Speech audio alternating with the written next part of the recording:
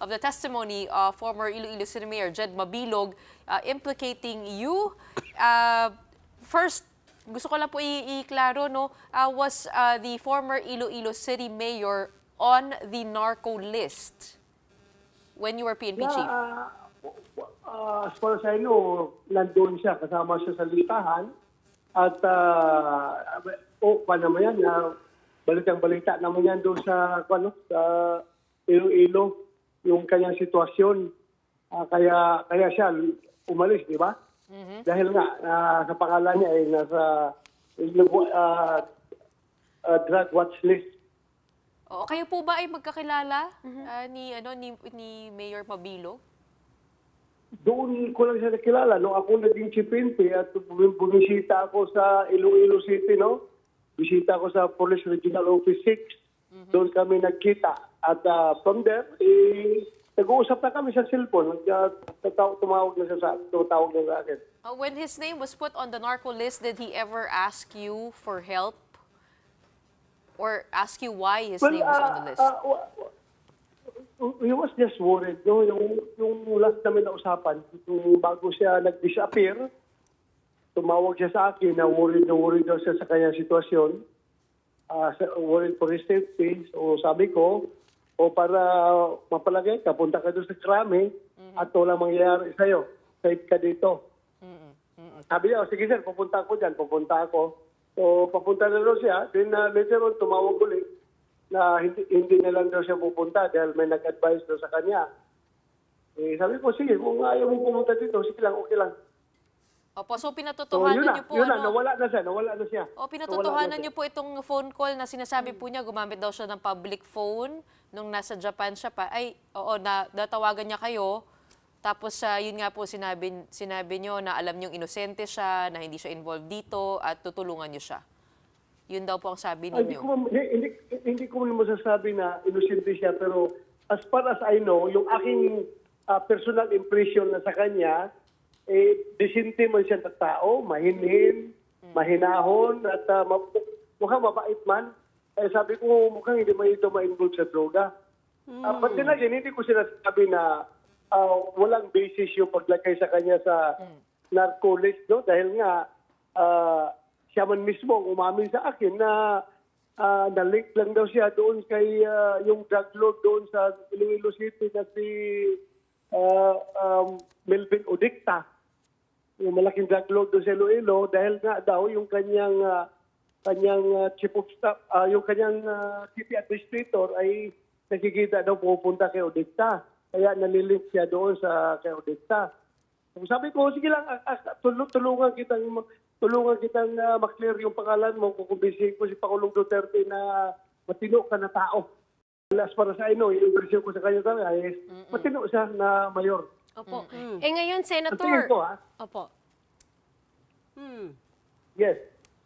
Ngayon, Senator, after so many years, 2017, nung huli niyo pong pag-uusap, nagbago na po ba yung pananaw ninyo? Kasi nag-release po siya ng mga statement at kumbaga nag-iba yung ihip ng hangin. Ganun pa rin po ba yung pananaw niyo tungkol sa kanya? Well, wala pa akong, hindi naman siguro magbago lang dahil sa kung ano yung pinagsasabi niya ngayon. Basta yung impression ko sa kanya noon, the same. Ganun pa rin ang tingin ko sa kanya. Pero bakit po sinabi niyo na demolition job ito kung ganun po yung pagkakakilala po ninyo sa kanya? After 7 years, nagbalik siya dito, nag-testify. He says his life was in danger.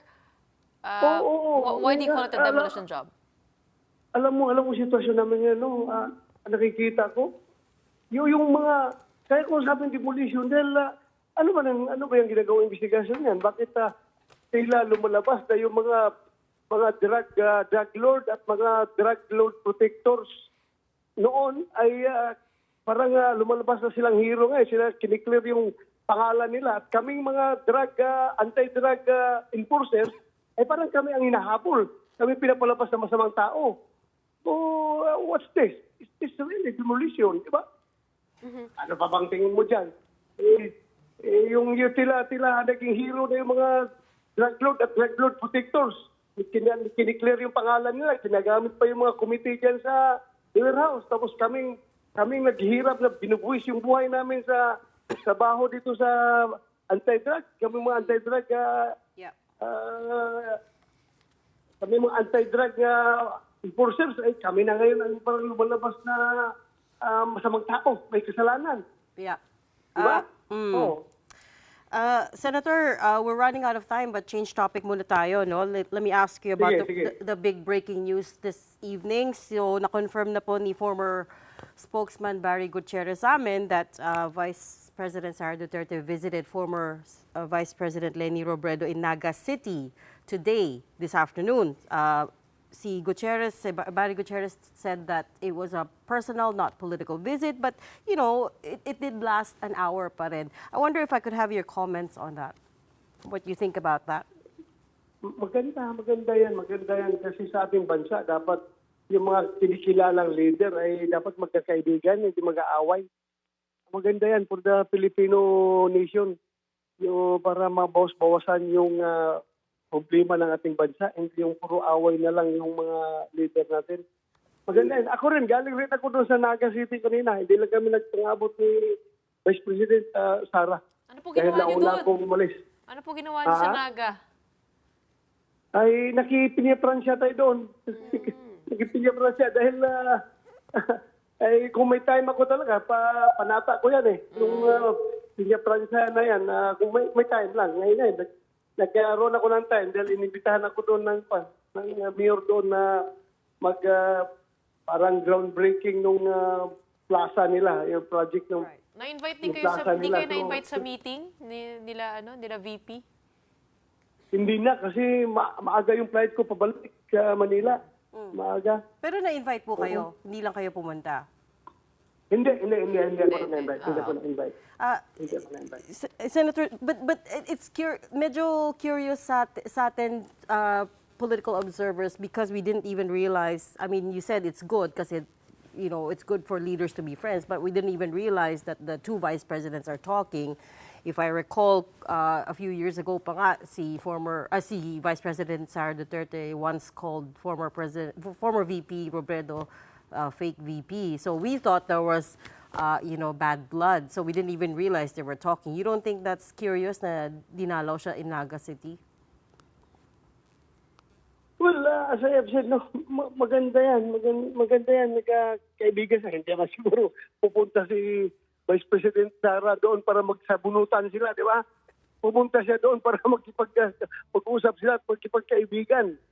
So maganda po yun. That's a good sign for leaders to befriend each other. Meron na silang pagkakabandingan, pareho silang nabawasan ng budget.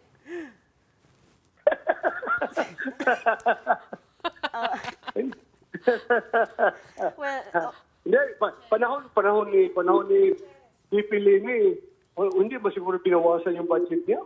Wala mo akong naalala na binawasan. Wala akong naalala Kunti lang ang binawasan. budget ng opisina ni VP Robredo nung panahon ni Duterte, Pangulong Duterte yun.